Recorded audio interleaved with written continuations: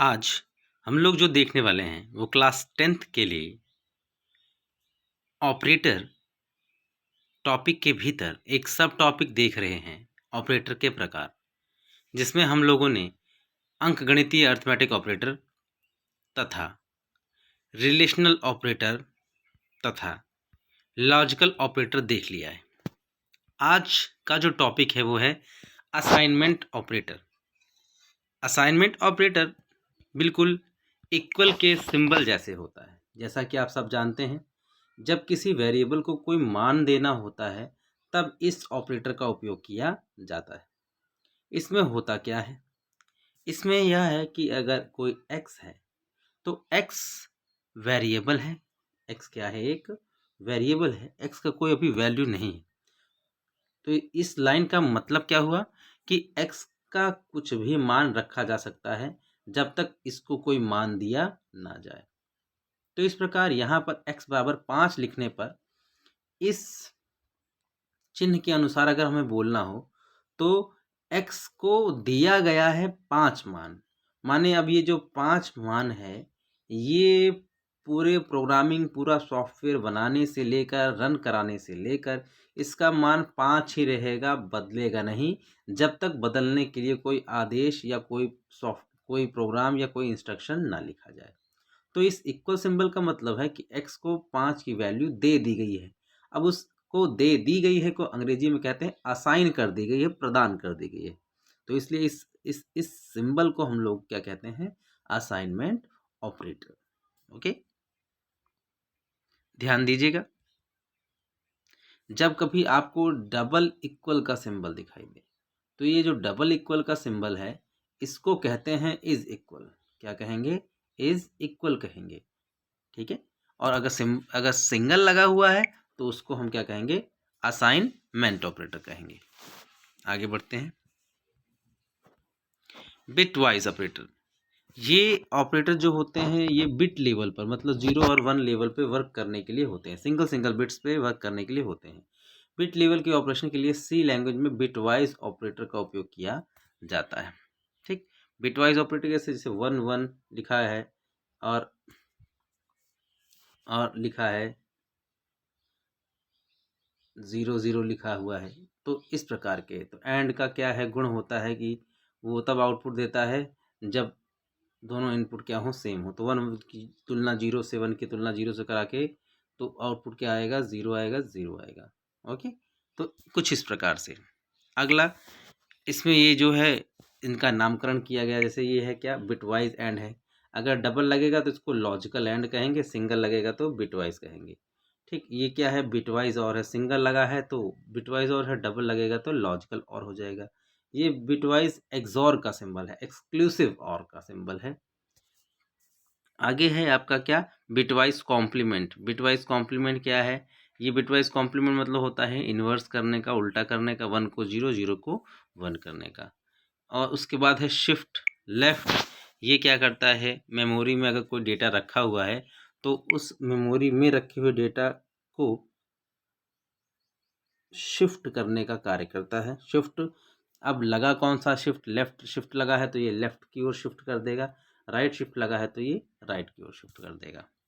इसी प्रकार है, मोस्ट इम्पॉर्टेंट है जो, वो है इंक्रीमेंट और डिक्रीमेंट ऑपरेटर। अब इंक्रीमेंट डिक्रीमेंट ऑपरेटर ये क्या होते हैं? इंक्रीमेंट ये ऑपरेटर किसी ऑपरेंड पर ही कार्य करते हैं। ऑपरेंड का मतलब होता है जिस पर कार्य कर रहे होते हैं, जिस संख्या पे, जिस वेरिएबल्स पे कार्य कर रहे होते हैं। जब हमें किसी वेरिएबल में से एक घटाना अथवा एक जोड़ना हो तो हम इंक्रीमेंट और डिक्रीमेंट ऑपरेटर का उपयोग करते हैं। जब हमें किसी वेरिएबल में एक घटाना अथवा जोड़ना हो, इस लाइन का मतलब क्या है? आप बहुत सारे लोग देखते होंगे कि स्टूडेंट्स को ऑनलाइन क्या करते हैं? रोल नंबर दिया जाता है। मान लीजिए अब रोल नंबर है 14,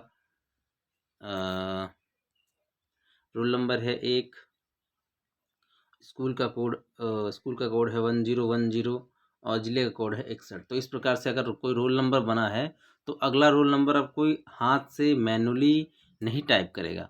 तो क्या करें? क्या ऐसा करें कि कंप्यूटर ऑटोमेटिक अगला रोल नंबर बना ले?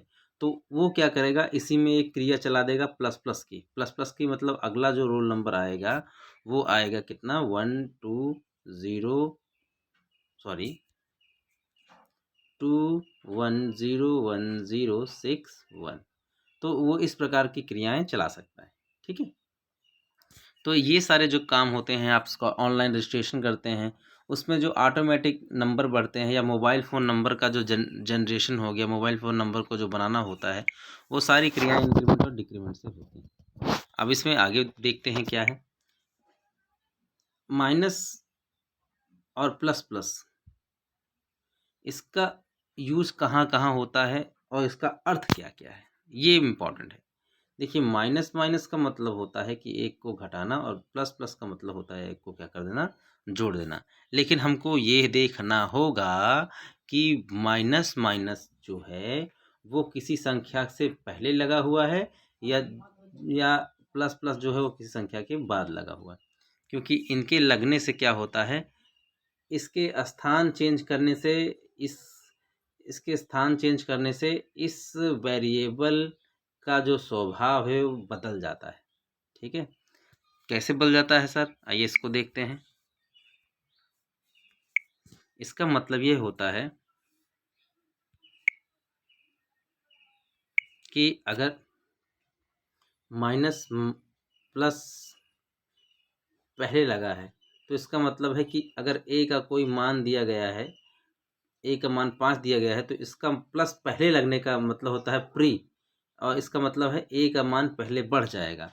और अगर ए प्लस प्लस लिखा है तो इसका मतलब है ए का मान बढ़ेगा, तो लेकिन ये पोस्ट पोस्ट बोले तो बाद में लगा हुआ है, तो इसका मान क्या होगा, बाद में बढ़ेगा। ये बिल्कुल प्रीपेड और पोस्ट पेड मोबाइल फ़ोन जैसे है कि प्लस प्लस है तो पहले का मतलब है कि आप उसको क्या करें, पहले रिचार्ज कराएं आप, तभी उसका क्या कर सकते हैं, यूज कर सकते हैं। जबकि पोस्ट वाले में क्या है कि आप चाहे यूज करते रहें और जो भी बिल आएगा वो बाद में दिया जाएगा, कुछ इस प्रकार से।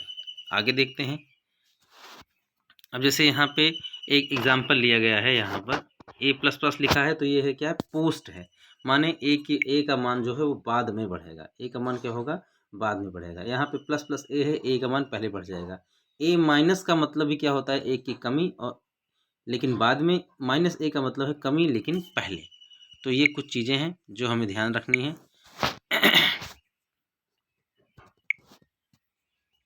अब यहाँ पे जैसे एग्जांपल दिया हुआ सर ने, देखिएगा, यदि वेरिएबल के बाईं ओर इस ऑपरेटर का उपयोग किया जाता है तो ये पहले वेरिएबल में एक जोड़ता है। ठीक उसी प्रकार अगर वो दाईं ओर उपयोग किया जाएगा तो वो बाद में एक जोड़ेगा। और घटाने के रूप में अगर पहले लगा हुआ है सिंबल तो ये पहले घटा लेगा, और अगर बाद में सिंबल लगा है तो ये बाद में घटाएगा। कैसे सर, आइए करके देखते हैं, क्योंकि जब चीज़ें करते नहीं तब तक समझते नहीं हैं। अगर यहाँ पे देखिए सर ने ले रखा है a बराबर 4 b बराबर 0, तो b बराबर a प्लस प्लस a लिखा हुआ है। इसका मतलब क्या है कि b का मान जो है वो a पर निर्भर करता है। तो यहाँ पे a का मान क्या रखा हुआ है, 4, किंतु यहाँ पे लिखा हुआ है क्या, यहाँ पे क्या लिखा हुआ है, प्लस प्लस a लिखा हुआ है, माने प्लस प्लस a लिखा है, माने a के मान को क्या करो, पहले बढ़ा लो। तो a का मान को पहले बढ़ा लो, वर्तमान में a का मान कितना है, वर्तमान में a का मान जो है कितना है, वो है 4 है। तो a का मान बढ़ के कितना हो जाएगा, 5। ये 5 नया मान जो है ये किसके बराबर लिख के रखा हुआ है इन्होंने, ये b के बराबर रखा हुआ है, अर्थात b का नया मान कितना हो गया, 5, और a का भी नया मान कितना हो गया, 5। सिंपल है ना। अच्छा, अभी ये दूसरे तरीके से होता तब क्या करते, दूसरे तरीके से माने अगर लिखा होता b बराबर a प्लस प्लस, तो इसका मतलब a का मान बाद में बढ़ेगा, तो b का मान अभी कितना है, 4, अभी कितना है, 4, तो b का मान अभी अभी कितना हुआ, b का मान तो a के मान पे निर्भर है, तो a का मान अभी अभी कितना है, 4, और बेचारे को प्लस प्लस बाद में मिला, तो माने a का मान बाद में बढ़ा, तो a का मान बाद में बढ़ा तो बाद में बढ़ के कितना हो गया, 5।